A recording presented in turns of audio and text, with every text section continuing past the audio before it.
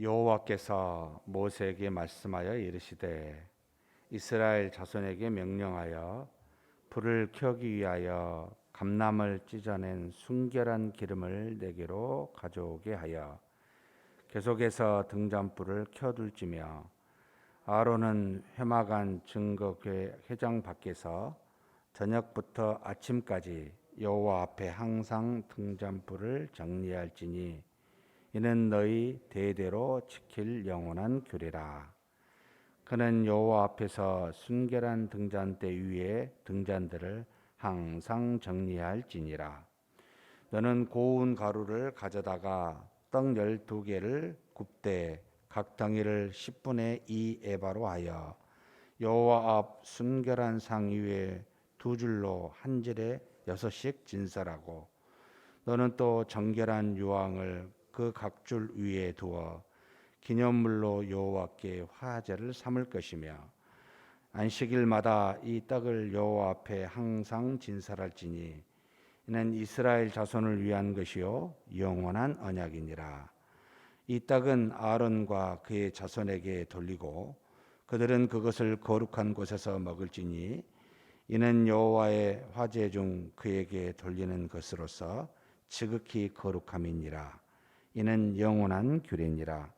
이스라엘 자손 중에 그의 어머니가 이스라엘 여인이요 그의 아버지는 애굽 사람인 어떤 사람이 나가서 한 이스라엘 사람과 진영 중에서 싸우다가 그 이스라엘 여인의 아들이 여호와의 이름을 모독하여며 저주함으로 무리가 끌고 모세에게로 가니라. 그의 어머니의 이름은 슬로미시요 단 지파의 디브리의 딸이었더라.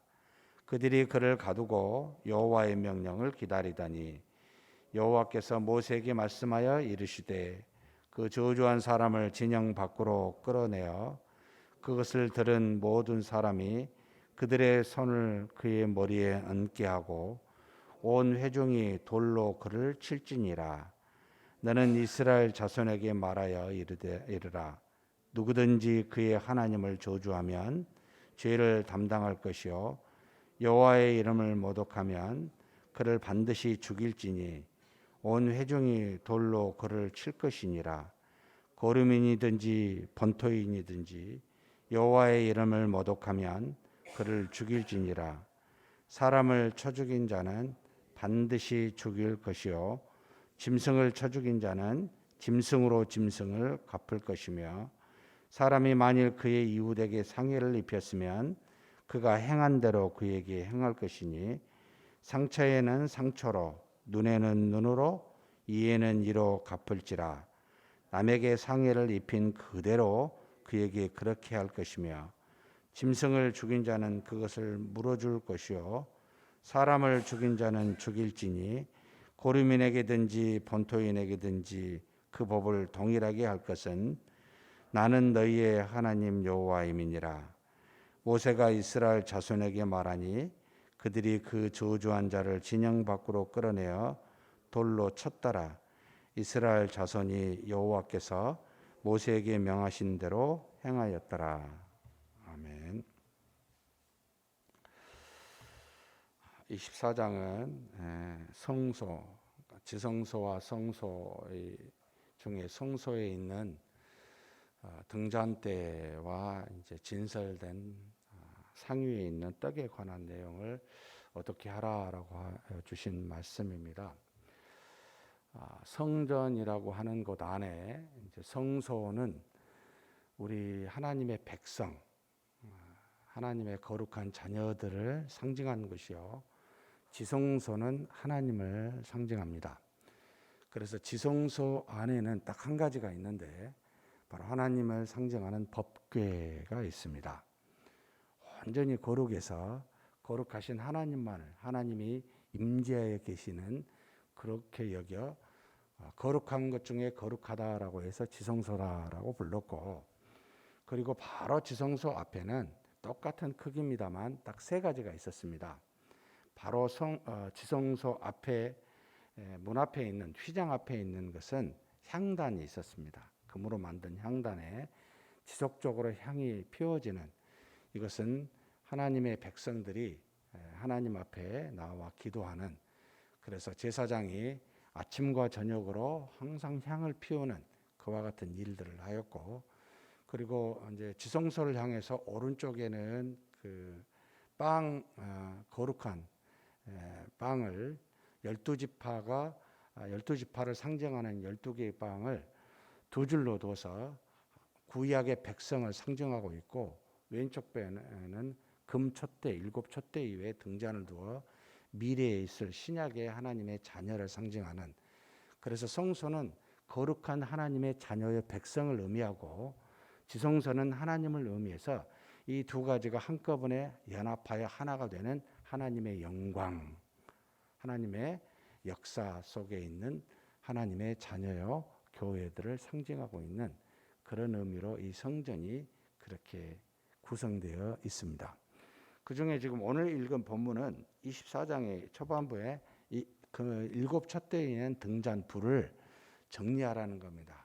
이스라엘 백성들로 하여금, 물론 이 금촛대는 미래의 교회를 의미한데 항상 불이 켜져 있었어야 돼요. 그래서 그 기름, 감람에서 빻아온 거룩한 기름, 순결한 기름을 가져다가 항상 켜놓을 수 있도록 그렇게 명령하여 지금 백성들로 하여금 기름을 가져다가 바치게 하라라고 하는 내용이 이 안에 있습니다. 그런데 이 등불은 24시간 켜져 있는 게 아니고 저녁에만, 제사장이 저녁에 켜고 아침에 끄는, 잘 정리하여 밤새 켜놓을 수 있도록, 곧 하나님이 이스라엘 백성뿐만 아니라 하나님의 자녀된 우리를 지속적으로 불꽃 같은 눈으로 지켜보시고 늘 다스리며 은혜를 주시고 계시다는 그런 의미의 금촛대가 있고요. 그 다음에 오른쪽 편에는 이제 상이 있는데 그 상 위에 이스라엘 12지파를 상징하는 12개의 떡이 있습니다. 이건 10분의 2 에바, 1에바는 약 22리터인데 10분의 2니까 4.4리터 정도 되는 정도로 각각 12개를 만들어서 이것은 일주일 내내 안식일에 가져다가 일주일 내내 그것을 진설하여 매 안식일마다 이걸 교체합니다. 그리고 이 교체된 떡은 거룩해서 오직 제사장만이 거룩한 것에서 먹을 수 있게 하셨습니다. 결국 이 모든 것은 하나님이 택하여 구원을 얻게 하는 구약의 백성과 신약의 자녀들을 다 아우르는 그와 같은 것을 의미하고 있습니다.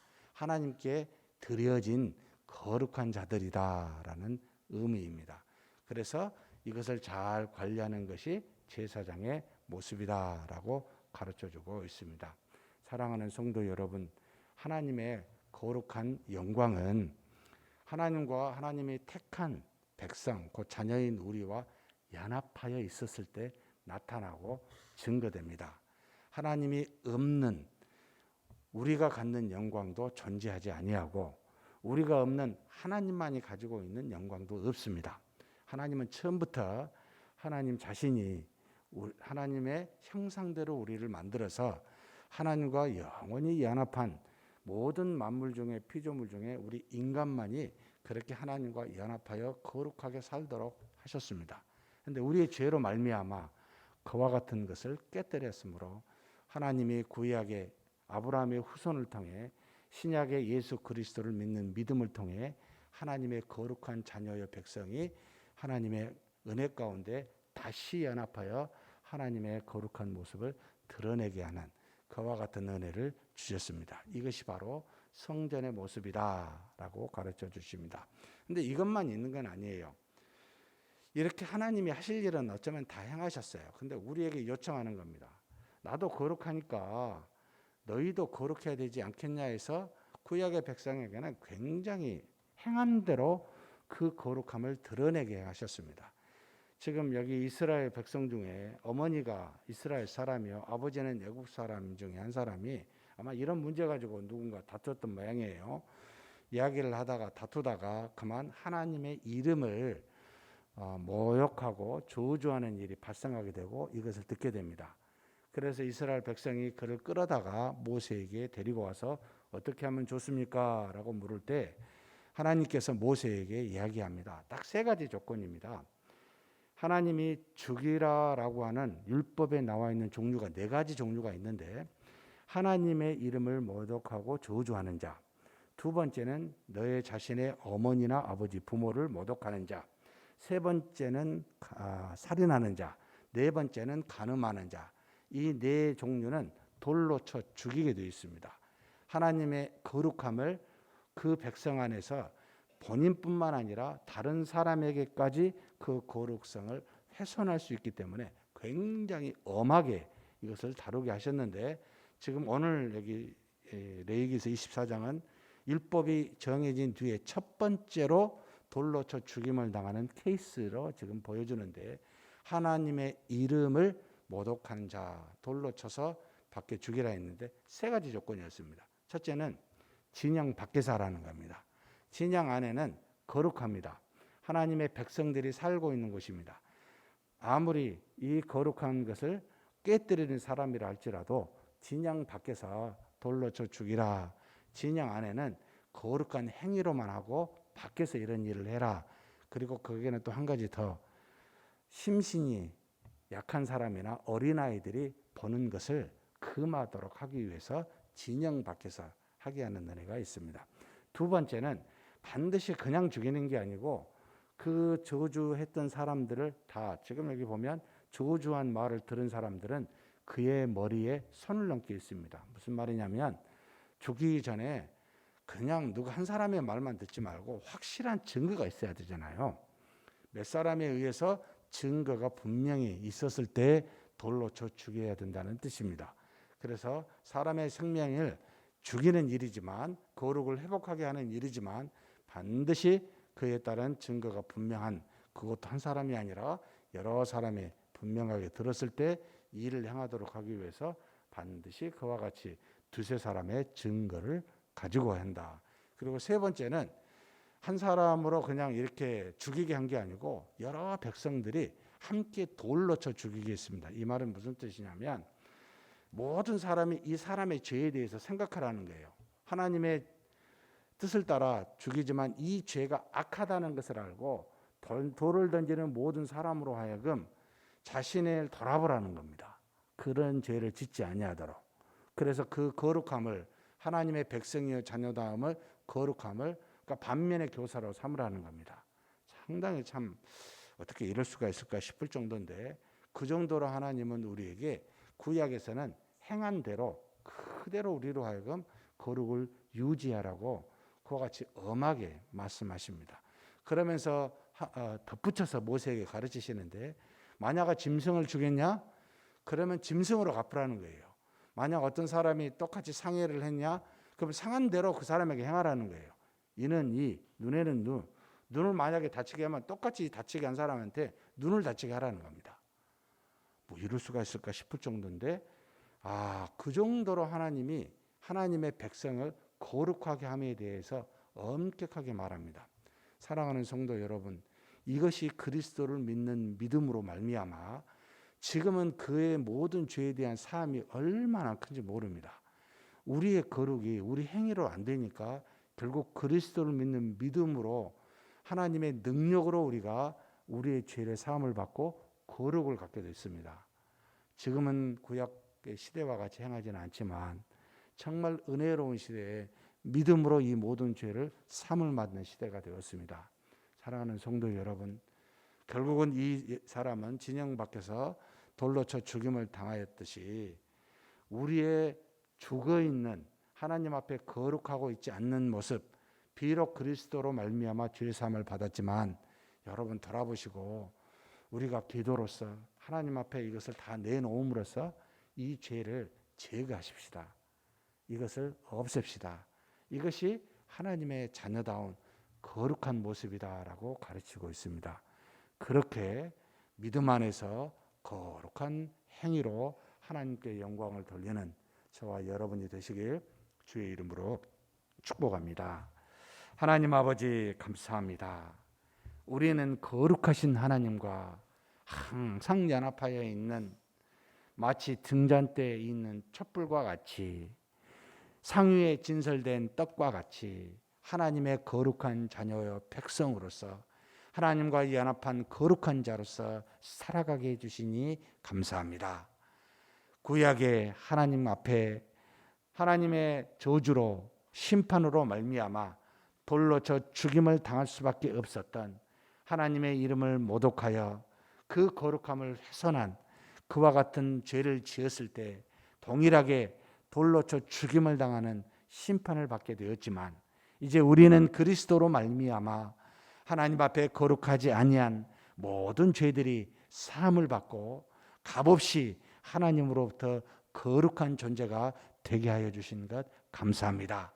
이제는 우리가 하나님 앞에 값없이 받았은즉 그 은혜를 생각하고 우리가 우리의 행위에서 거룩하지 못한 것을, 그런 죄를 짓거들랑 우리 주 예수 그리스도를 믿는 믿음으로 나와 기도하여 회개하여 그 죄에서 떠나는 그런 우리가 되게 하여 주옵소서.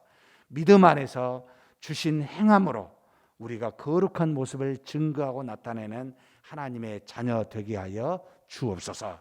그런 오늘 하루가 복된 하루가 되게 복내려 주시옵소서. 우리 주님 예수님의 이름으로 기도하옵나이다. 아멘.